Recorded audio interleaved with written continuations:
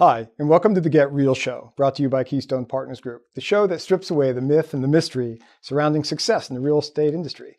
Today, I have a very special guest, Nathan Guttman. Nathan is a mega agent from the Allentown market area, and we're very excited to have him here with us. He's got a great story and some great success. Nathan, thank you so much for being with us on the show today. Thank you. Pleasure. So tell me about your business, Nathan. Tell me about what your business looks like today. I have a real estate team.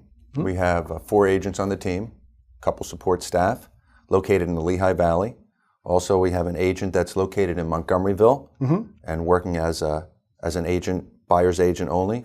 And we're looking for another agent in the Bluebell office as well. So we're starting the expansion, but just starting. Okay. So an idea, how many transactions are you doing outside the Lehigh Valley now?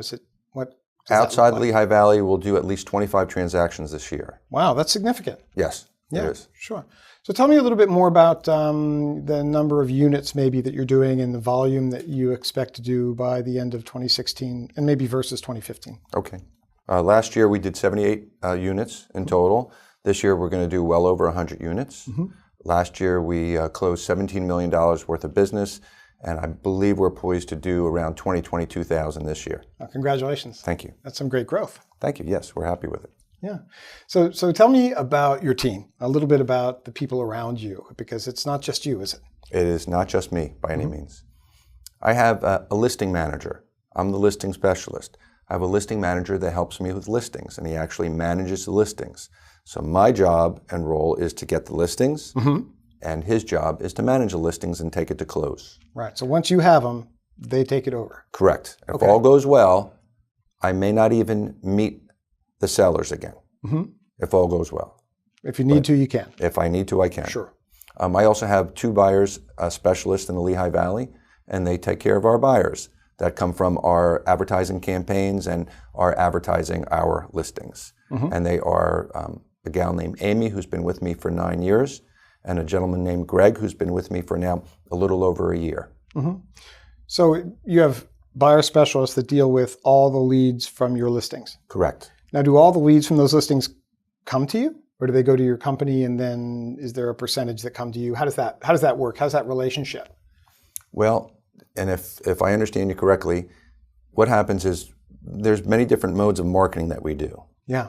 I'm usually the first touch, not always, but usually the first touch. So when a lead comes in, I'm the person that contacts that lead, qualifies that lead, and then presents that lead to our buyer specialist, if need be. I pick and choose which one gets that lead, and there's many different ways that I pick and choose that.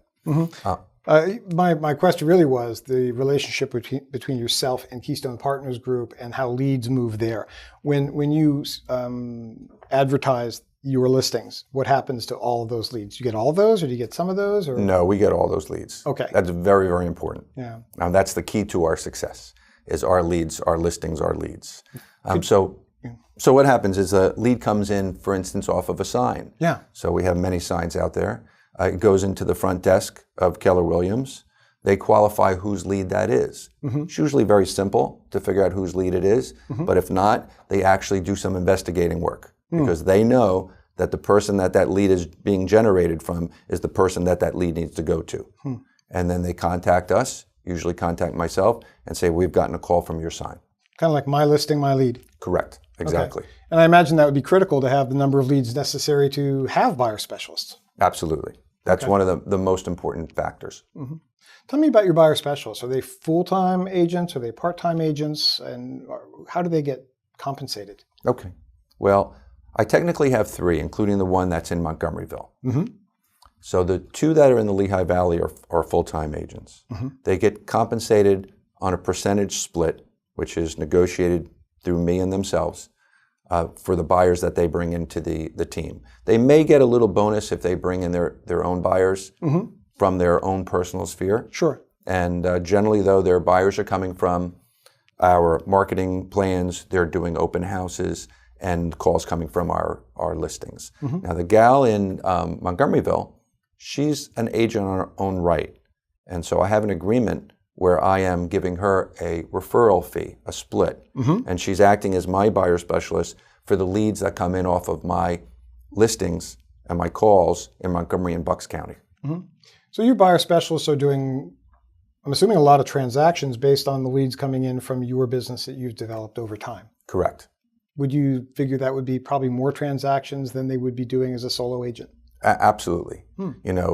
I think that's why they stay with me. Sure. Because That's they're able to do more. They're able to do more business with me and with our team than without our team. They're also able to get a lot more support because there's backdoor support. I have 2 admins that help them with transaction licensee work. Make sure that timelines are being met. A little bit of oversight. They seem to really like that. Sure. It's a level of protection for themselves and our whole team. So instead of having to do everything and keep a lot of balls in the air, which would keep their number of transactions lower, they hand some of those other balls off so Correct. They can do more transactions. Absolutely. And have it a win for you and a win for them. And so that they have more hands handling the ball so they don't get dropped. Nice. Yeah, sweet. Tell me about the people that are on the administration side. Aside from listing management, what other things do they do that you no longer have to do? Well, they do a lot. And that would be a long conversation if I really was able to articulate everything they do, but I'll give you some examples. I'll give you some examples. Number one, I have one gal that just makes sure that all the paperwork is properly done, that all the legal issues that we can handle on ourselves are properly done so that there's no skipping or falling or tripping as far as anything legal for the client or for ourselves. Mm-hmm. And they end up taking that file, giving it to our office, which also does a layer of protection for our clients and ourselves. We follow up on all of our leads and all of our showings. When somebody has a showing and an agent shows our property, it's very important to get good feedback.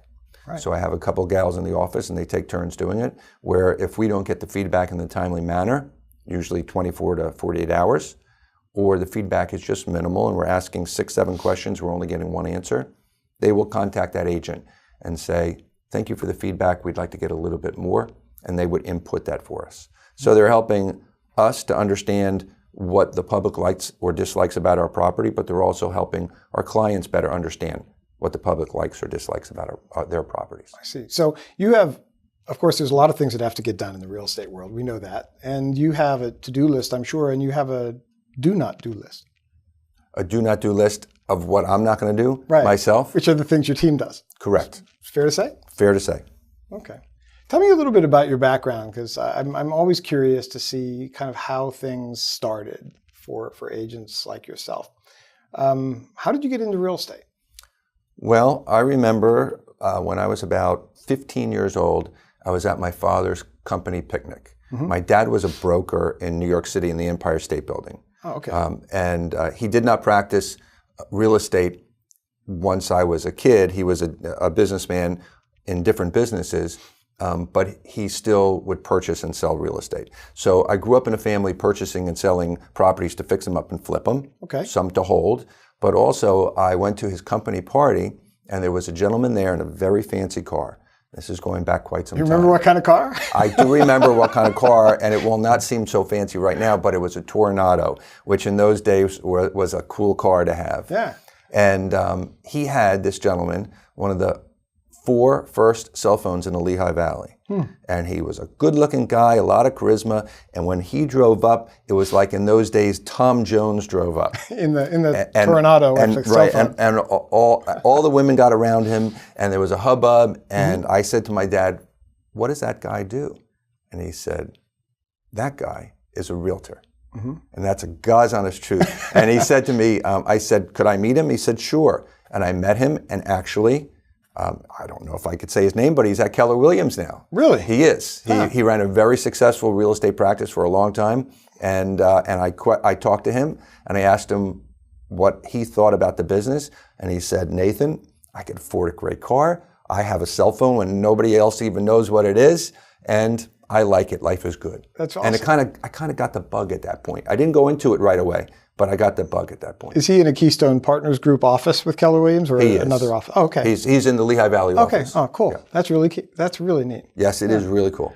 So you have an entrepreneurial background. Not only was your dad entrepreneurial, but you became an entrepreneur at a relatively young age, right? Correct. What did you do before real estate that kind of prepared you for your success here? Out of college, I opened up a commercial laundry. It started out very small. I did linen rental, napkins, tablecloths, sheets and towels for motels, for nursing homes. And then I started getting into garment washing. And I ran that business pretty successfully. I had 45 employees and 5 trucks on the road, and our territory was the Lehigh Valley, going all the way down to Bucks County and New Hope, and then into New Jersey. And sold it about 15 years ago. And decided, okay, I have enough money to retire for a little bit, and started figuring what will I do. And from that, I guess that bug came to play again, and out came the idea of being a realtor. So what did you learn as an entrepreneur in commercial cleaning that you brought forward to real estate? What are some of those things? The one thing that I think I needed to do right away, which I don't believe other realtors need, and it was because of my background, is to have an assistant. I right away felt that I needed an assistant because I always had an executive secretary. So for me to be completely on my own felt a little foreign. Although in my role in my laundry, my main role, I had a plant manager to run the plant, but I was a salesperson. So sales always came natural and I enjoyed it. But I always had support staff. Your strength. Right, true. So what I needed to do is when I started real estate, I kind of jumped the gun a little and immediately hired an assistant to be able to help me out. Yeah. And so maybe that's one of the ways where I started a little bit differently than maybe the model is. In hindsight, was that to your advantage? I have mixed feelings in that regard. I think that I would have gotten my feet better wet if I didn't have an assistant. And I would have been able to wear more hats from day one and really learn the business 100% instead of starting to delegate some of the responsibilities out right away. So you'd be learning what your assistant was doing first. Correct. And then leverage it. Correct. And I think what it may have slowed me down just a little bit because I took what I thought my assistant should do in a different type of business and put it into the real estate business, which doesn't always work. Yeah, sure. So what were some of the influences that were strongest for you in your first week, month, 6 months in real estate? Well, I interviewed an agent, and I'm actually forgetting his name right now, but I interviewed a top producer in Bucks County. And I had literally about a 4-hour lunch with him over the winter months in a little restaurant, by a fireplace. Our Bluebell office, right? Well, no. From our Bluebell office? No. I can't remember if he was from Bluebell. It probably was Bluebell office. Actually, it probably was, because I met him in Percy. Yeah. And he was a big influence because he was a top producer. He was a new agent. It was his second year, but his first year he set all records. And I figured that would be a good person to learn from. And I took that literally 4-hour lunch. I took pages of notes, and I decided what he did, what I would feel comfortable doing, based on what he did. And I made a plan, and I executed that plan. Awesome. So he was a big influence to me. Yeah. How about influences inside the Allentown Market Center, which I think was where you began, right? Your career. Well, if I may say, you were a big influence of mine. Oh, you were. Thank you for that. I You're didn't very realize welcome. that. Yep. And Usha Patel was a great influence. There was I can believe that one. Right. There were some agents that came on to the Allentown office in the beginning. That the thing about going into Keller Williams, and I remember that first time I went into that office, is I was completely accepted right away. No questions asked. They didn't know who I was. People put out their hands and said, "Tell me what you need. Who are you? Where are you from? Great. You should have a great business. Tell me what you need to succeed, and we'll tell you what we think you need to succeed." So I was surrounded by immediately a bunch of top producers that were just opening their hands and arms to me and telling me they'd help me in every which way. And so I was coddled. And I wasn't any different than anybody else. Amy Cushy, who ended up coming onto my team, she was there at the same time, and she was coddled. And she did a good attempt to try to make her own business, which she did. Amy is one of my buyer specialists. She ran a good business. and this goes back to maybe one of your questions, but Amy didn't like doing everything. Mm-hmm. Her love was to work with buyers. Sure. And so she ended up gravitating to being a buyer specialist. We ended up making a deal, and she wouldn't have to do listings. Mm-hmm. So there was that opportunity in the beginning at that office, to meet the right people, to get the right mentorship, and to grow the right business. How important is that to be accepted in that way when you come into a company as a new agent? It's the difference between, up and down and black and white. And I mean, it was just so beautiful. You walk right in the door, and right away you're pulled in. Mm-hmm. Sometimes you go into a new business and you feel like a stranger, and you're wondering if, you're going to be pushed in, pushed out. You're wondering if you're going to be accepted or not accepted. You're wondering if you're going to be helped or not helped. But in that office, and I believe the other Keller Williams offices are just the same, you just right away, it's like a sponge. They're waiting for you, so you get sucked right into it in a good way because you get all that support. Nice. And how long were you with Keller Williams? Because I understand that you were with Keller Williams and Keystone Partners Group for a while. Right. And then you went to a competing company. Tell me about that dynamic. And as a I think you were Rookie of the Year, right? Yes. What was the pull? What was the attraction, and how did that work out? Because I'm sure other people feel that same pull from time to time. Well, I always keep my options open. Mm-hmm. And I profess that to other people too, because you don't know what you don't know. Right. So it doesn't mean the grass is going to be greener on the other side of the fence, but you don't know what you don't know. But it could be. It could be. Sure, yeah. So I kept my options open. Mm-hmm. And even though I went to Keller Williams, I would interview with other companies. Yeah. With really no intention to leave at all, but just to hear what they had. Right. And there was a point in my business at 2007 up to 2007 and 8, and business was great. And then it started to get a little tough. And that's when we started to switch. The shift. A shift. And I had a transaction with a broker, and he asked me to go to lunch, and he was very charming and charismatic and talked a big talk. And I'm not saying he talked it improperly. Yeah. But it was great communicator. I got an offer. Yeah. And I thought, you know what? Let me try it. And I did. What were some of the things that were most attractive about that offer? Was it cultural? Was it compensation? Was it environment? Kind of what appealed to you? I believe it was in part, it was a few things. It was, number one, mentorship that I thought I was going to get from someone I respected.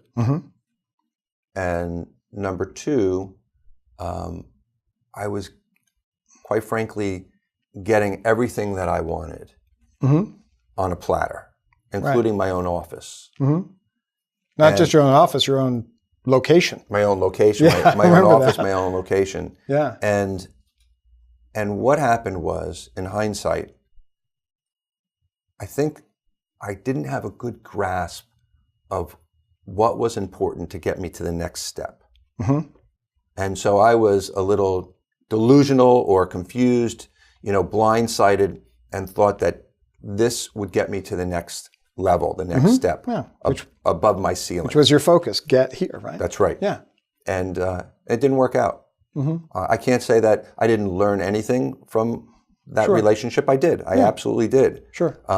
I learned not necessarily strategic things about my business, but I learned a couple things that helped me from this point on. But I also learned that the grass is not always green at the other side of the fence. What were some of the things that you missed while you were there? It was one thing in particular, one main thing. It was what I called the river of education. At Keller Williams, there was always a river of education. All you had to do is just hop off the bank and hop in a boat or hop in the water, and boom, you could be educated every which way possible to better help your clients with contract negotiations, better help your clients with contract understanding, growing your business, better support in all different ways, shape, and form, all kinds of service provider, education classes, hiring people for your team to grow your team. I mean, the list was literally endless. And there was not even a trickle of a stream where I went. Right. And that's what I missed most. And the first time and the only time during my career I saw my business take a dip. It was that 1.5 years that I was at another company. And as soon as I went back to Keller Williams, and I didn't decide only to go back to Keller Williams, I interviewed with 3 companies. And I interviewed with my whole team. We took lunches, we took meetings, and as a team, we talked about where we wanted to go and why. And I promised Sean from Keller Williams, if I ever left the company I was with, that I would interview with him. And I wanted to keep, again, an open mind and say, okay, I know that what I had at Keller Williams, that river of education, was better, but there's 2 other companies that are telling me they have the same. So let me take a look at everything. Right. And we did. And we took at least 2 months, if not 3, to interview with companies. We did That's a lot of due diligence. We did our due diligence because this was a move that we wanted to make only one time. Of course. And when all the chips were on the table, it was as clear as day where we should make a move. And we went back to Keller Williams. So when you talk about Sean, you're talking about Sean Morrow, Keystone Partners Group, Director of Growth at this point. So what were some of the things that you talked about with Sean that kind of said, wow, okay, this is why we have to make the decision? Any part of the value proposition that he rehashed with you or went over with you that was part of the decision-making process? Well, Sean told me in that 1.5 years that I was gone, he told me how Keller Williams grew. And Keller Williams seems to be always growing. You can walk away from Keller Williams a year later, and as far as education and support, you don't think it could get better, but all of a sudden you see new tools that come into play. And there were many new tools that came into play. I would have a hard time articulating which ones they are right now, simply because there are so many new tools that came into play in the last 5-6 years since I came back. It's a river. It's just mind-boggling. Yep, right. It's the Nile, or even bigger, or the mighty Amazon. I mean, it's just nonstop. I heard an interesting saying once that a man can never enter the same river twice because it's a different man in a different river.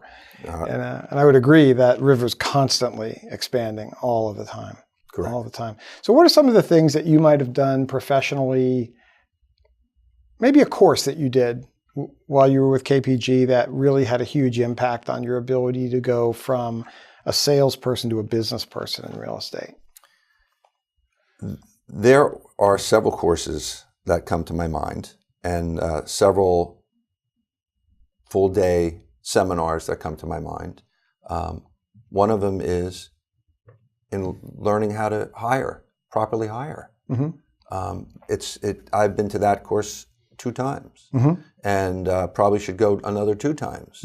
And the tools that I learned in those 2 days of how to properly interview people, qualify people, and also during the interview process, let them get excited about what they're about to undertake with me, and set the stage that they're making the right decision as well, and getting literally 100 or 100%, 110% buy-in from them before they even start the job, and having them completely understand exactly what their position entails, so there's no ambiguity. That's one course that is. I think you're speaking of Recruit, Select, Train, Correct. Lead, Motivate, 4-day program. Absolutely. Yeah, it's amazing. It is absolutely amazing. Yeah. Anything else that jumps into your mind and say, wow, that had an impact on my business. I took action, it made a difference. There were many daily seminars that came to play of top producers that are traveling throughout the country and meeting regionally. And we often meet outside off of 202 outside of King of Prussia, at the Penn State campus. And sometimes there's 300 people there. And you get a top producer that's doing 50, 100, $500 million in business. And for the entire day, staggering, isn't it? Right, for the entire day they're telling you how they run their business. You can have a whole panel of these people. and they're telling you how they run their business, and they're giving you questions and answers, and you're getting breakout sessions, and the ability to be able to say, okay, you know, that would work for me. How do I really do it? Mm-hmm. Those are mind-boggling instances. Yeah, mind expanding. Where usually what I try to do is I try to just learn 1 to 3 things that I'm going to actually implement. Mm-hmm. Because you could walk away with literally 20 pages worth of notes, which can confuse you, and put you underneath it. It could be this high in information that you'll never be able to swim out of it. So my job is to figure out 1, 2, or 3 things that I could implement in order to really excel to the next level with our team. Sure. Taking action is the key, I guess. Like knowledge for knowledge's sake is just entertainment. Amen. Yeah. What about personal growth? How do you keep your mindset right? How do you keep yourself sharp so that your business is growing the way you want it to grow? Well, John Maxwell is a real inspiration to me. I've read his books over and over again. Any favorites of his? Actually, quite frankly, and I know this is cheesy, but they're all favorites, because there's something in every book that resonates. You know, we did a little book called Eat That Frog in our office, and that was inspirational because part of my problem always has been trying to do too much at one time and get too much done too quickly. And after a simple book like Eat That Frog, that's small. It's tiny, really simple, yeah. And it's simple. It's probably, you know, Eat That Frog for Dummies. You know, simple and profound. Right.